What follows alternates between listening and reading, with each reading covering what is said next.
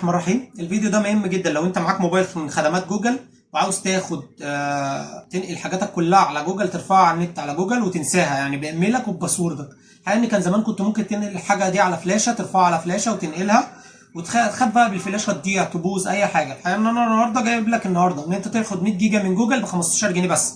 لو عايز تاخد 2 تيرا من جوجل هتاخدهم بكام؟ بدولار واحد اللي هم 40 جنيه. تمام؟ ترفع عليهم الحاجه بتاعتك وتنساها. بتاعي بيقول لي هنا انت واخد 12 جيجا، رافع صور ب 12 جيجا. لو عاوز تاخد 100 جيجا بايت اهو،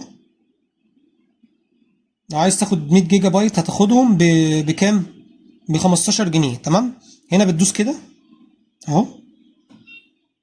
هنا بيقول لك بقى عايز تضيف كريدت كارد ولا تدفع بفودافون كاش. لو بفودافون كاش بتدوس كده، بيقول لك انيبل. تمام؟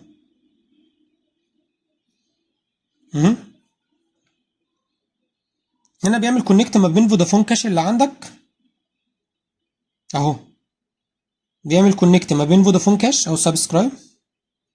هنا بيقول لك حط الباسورد بتاع الايميل بتاعك، بتحط الباسورد، بتشتري 100 جيجا. بعد ما بتشتري 100 جيجا بتخش بقى فين؟ ولو عايز مثلا من درايف عندك حاجات مهمة زي حاجات زي كده، بي دي اف او فايلات او فيديوهات كاملة، ممكن هو ده فايل كامل، فيديو كامل. تمام؟ عايز بقى ترفعه على الجوجل درايف، بترفع كل حاجتك على جوجل درايف، بتدوس كده. تمام؟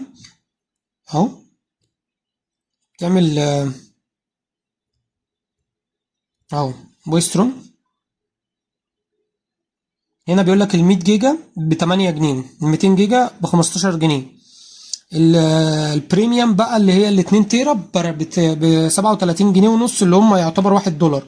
هنا بتختار بقى انت اهو بتدوس اجري، بتشتري بقى سواء هنا او هنا، بتشتري بتريح دماغك اهو. بتعمل فودافون او كريدت كارد عادي، بتشتريهم مره واحده وبتريح دماغك. حاج جدا ليه؟ كان زمان كنت ممكن تحط حاجاتك على الفلاشه، تمام، او ترفعها على النت، فبتاخد 15 جيجا بس فري من جوجل.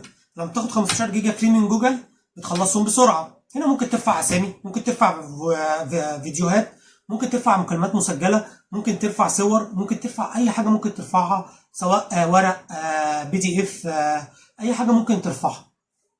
مبلغ تافه 40 جنيه مثلا، بترفعهم، بتشتريها من جوجل مره واحده وخلاص، شكرا.